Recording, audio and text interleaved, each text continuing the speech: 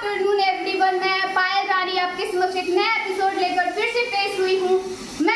मेरा नाम पायल कुमारी है, जैसे कि आप सभी लोग जानते हैं, क्योंकि मैंने पिछले एपिसोड में मैंने एक वीडियो बनाया था जिसका नाम भारत इज माई होम है, जिससे जितने भी दार्शनिक जो देखे हैं, जो जितने भी बड़े बड़े हैं, पढ़े लिखे, जूनियर, हमारे सीनियर जितने भी देखे हैं, बहुत ही हमें प्यार दुलार सम्मान दिए हैं। मेरे साथ साथ मेरे गुरु जो हमारे सर का नाम विष्णु दयाल सर है, जो सबके घट घट में बसते हैं, जो जितने भी हमारे जो सीनियर दी लोग जितने भी पढ़े वो सारे ने कुछ तो लिखा ही है, बहुत अच्छे लिखे हैं और जगह जगह से फॉलो आया है।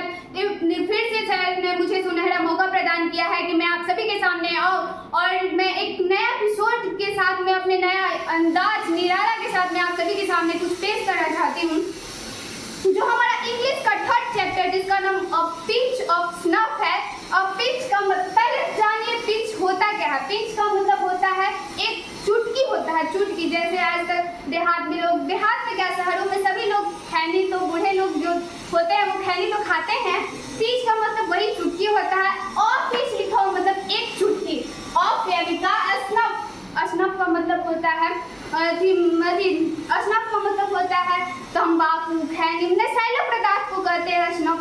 जैसे तंबाकू, खैनी बहुत सारे होते हैं वो सब। पिंच ऑफ स्नफ हमारा जो चैप्टर का नाम है, लेसन का नाम है और पिंच ऑफ स्नफ है, जिसके लेखक अबाउट ऑथर मतलब लेखक के बारे में, उनके बारे में क्या कहा गया है, क्या लिखा है, उनका नाम है मनोहर मालगोनकर। मनोहर मालगोनकर जो है वो हमारे पिंच ऑफ स्नफ के जो राइटर हैं।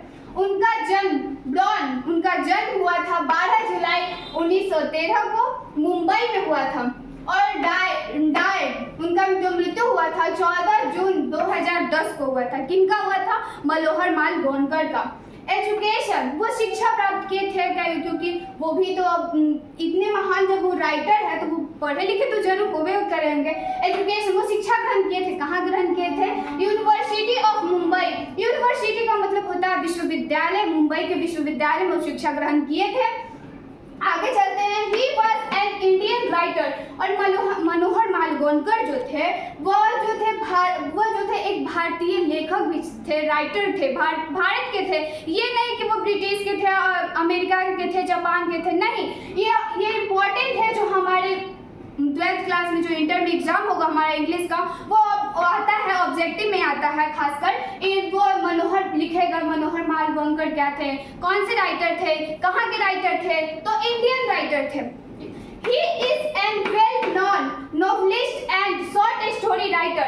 वो जाने जाते हैं, उनका मुख्य वो जाने जाते हैं, किस लिए वो जाने जाते हैं? एक नोवेलिस्ट, एक उपन्यासकारक के रूप में वो जाने जाते हैं। और क्या जाने जाते हैं? शॉर्ट स्टोरी राइटर, छोटी छोटी कहानी लिखने, उसके बारे में वो जाने जाते हैं। कौन जाने जाते हैं? तो मनोहर मालगोनकर। He was also, वो और भी जाने जाते थे, एन आर्मी ऑफिसर। वो एक आर्मी भी थे, मनोहर मालगोनकर एक आर्मी भी थे, एंड सिविल सर्वेंट, और वो एक जन सेवक भी थे, एंड अ फार्मर, और वो एक किसान भी थे। कहा भी जाता है दुनिया में दो ही चीज महान होते हैं, एक जो होता है वो एक होता है जो किसान होता है, और एक होता है जवान होता है। जवान जो होता है, जो हम लोग तो यहाँ भले गांव में है, देहात में है, शहर में जितने भी है, लेकिन हम क्या जानते हैं कि बॉर्डर पे क्या हो रहा है। हमारे जो जवान जो है वो हमारी रक्षा कर रहे हैं। और एक किसान होता है जो गांव का होता है, लेकिन उसे अभी लोग ज़्यादा सम्मान देते नहीं है, उसे कहते हैं कि तो किसान है, लेकिन जो बोलते हैं वो बहुत बड़े मूर्ख होते हैं, क्योंकि जो किसान होता है वो हमारे लिए अन्न उपजाता है, जिससे मेरा पेट भरता है, हम सभी का पेट भरता है, फिर भी उन लोगों को कोई सम्मान नहीं देता है। तो हमारे मनोहर मालगोनकर जो थे वो एक किसान भी थे और एक जवान भी थे। His important works, उनकी महत्वपूर्ण रचनाएं क्या थी, महत्वपूर्ण कार्य क्या था? डिस्टेंट ड्रम उनकी महत्वपूर्ण रचनाएं थी। द प्रिंसेस था, अ बेड इन द गंगेज था, बॉम्बे बीवेयर था। ये सब आएगा आपके ऑब्जेक्टिव में पूछा जाता है कि बेड इन द गंगेज किसके द्वारा लिखा गया है, इसके राइटर कौन है, मतलब ये कहाँ से लिया गया है, तो मनोहर मालगोनकर इनके राइटर हैं। ये सब आता है, इम्पोर्टेंट है। फिर यहाँ है a pinch of snuff is a short story, और जो अ पिंच ऑफ स्नफ है वो है क्या? ऐसे है, कुछ होता है, ऐसे है, निबंध है, कुछ भी, तो ये क्या है? ए शॉर्ट स्टोरी राइटर है, लघु कथा है। A pinch of snuff is taken from, लिया गया है, कहाँ से लिया गया है? Contemporary Indian short story in English. Contemporary आधुनिक भारत के लघु कथा इंग्लिश के लघु कथा में से लिया गया है। क्या लिया गया है? A pinch of snuff. This story is full. यह जो स्टोरी है A pinch of snuff जो स्टोरी है वो भरा हुआ है, क्या चीज से भरा हुआ है? विंड, बुद्धि से भरा हुआ है। एंड और क्या? एडवेंचर, जोखिम से भरा हुआ है, क्योंकि अगर हमारे सर अगले एपिसोड अगर बनाएंगे तो उनके कहानी में जो दिखा गया है ये आता है कि वो ये कहानी क्या चीज से भरा हुआ है? जोखिम से भरा हुआ है, बुद्धि से भरा हुआ है। बोला जाता है स्लिप ऑफ टंग हो ही जाता है, बुद्धि से और जोखिम से भरा हुआ है। कैरेक्टर्स ऑफ दिस स्टोरी, इस स्टोरी में कैरेक्टर कौन कौन जो थे वो क्या रोल निभाए, क्या किरदार निभाया है, उनके बारे में हम जानेंगे। तो मैन कैरेक्टर मतलब मुख्य कैरेक्टर, मुख्य किरदार कौन थे? तो वो थे नानू काका। जो नानू काका मुख्य कैरेक्टर किसे कहते हैं? जो एक कहानी होता है, जैसे हम लोग फिल्म में देखते हैं कि कहानी होता है, उसके इर्द गिर्द उस एक ऐसे प्रमुख होते हैं जो उसके इर्द गिर्द कहानी होते हैं, जैसे हीरो होते हैं, हीरोइन होते हैं, उसके इर्द गिर्द कहानी घूमते रहता है कि हीरो ने ऐसा किया, हीरोइन ने वैसा किया। वैसे इस कहानी में मुख्य कैरेक्टर कौन है? तो नानू काका है, इन्हीं के ये बीच ऑफ स्नफ है, इन्हीं के इर्द गिर्द में घुमा हुआ है। ऑथर, लेखक कौन? लेखक भी इस कहानी में मुख्य किरदार निभाया है। वो क्या जी का किरदार निभाया है? तो अंडर सेक्रेटरी का किरदार निभाया है।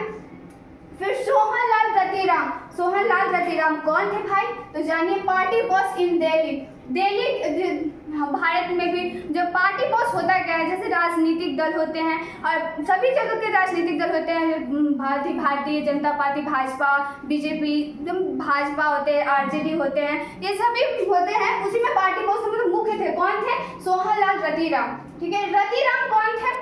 यहाँ भी लिखा हुआ है सोहनलाल रतिराम, और यहाँ भी लिखा हुआ है रतिराम। रतिराम थे कौन? सन ऑफ सोहनलाल रतिराम, मतलब कि इसमें पिता का भी नाम है और बेटा का नाम भी साथ ही में दिया हुआ है। रतिराम कौन थे? Son of Sohanlal Ratiram. Sohan of Ratiram के पुत्र थे, कौन थे? रतिराम। बरकत अली कौन थे? अम्बेसडर थे, ये भी एक किरदार निभाया, राजदूत के रूप में ये किरदार निभाया है। कौन निभाया है? बरकत अली निभाया है अम्बेसडर के रूप में। वेलफेयर मिनिस्टर, कल्याण मंत्री, इस कहानी में जब हम कहानी पढ़ेंगे तो उसमें एक वेलफेयर मिनिस्टर का भी आएगा, किरदार आएगा, रोल आएगा। वो भी आते हैं, जिनके नानू काका के घर आते हैं, मनोहर लाल गंगर के घर आते हैं, वो भी किरदार निभाएगा, हम अगले कहानी में पढ़ेंगे। सिक्का ऑटो डीलर है भाई क्या? Manager of this showroom. तो एक शोरूम है, जब नानू काका और मनोहर लाल गंगर अधिक जाते हैं गाड़ी किनने तो वहाँ शोरूम है, उसी के मुख्य थे। सिक्का ऑटो डीलर थे मतलब बेचने वाले थे।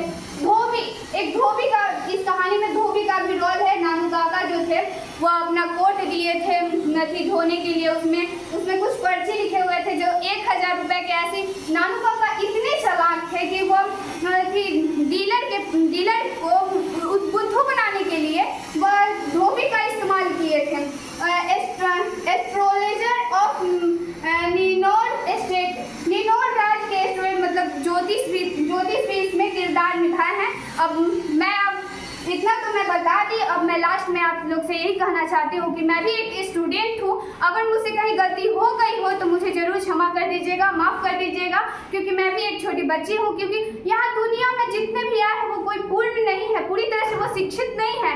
हमारे सर ने मुझे जो सिखाया है, मुझे बताया है, मैं आप सभी के सामने जो मुझे आया, मेरे जो दाद से मैंने बोल पाया, मैं आप सभी के सामने पेश किया। अब इसी के साथ मैं अंत करती हूँ। धन्यवाद।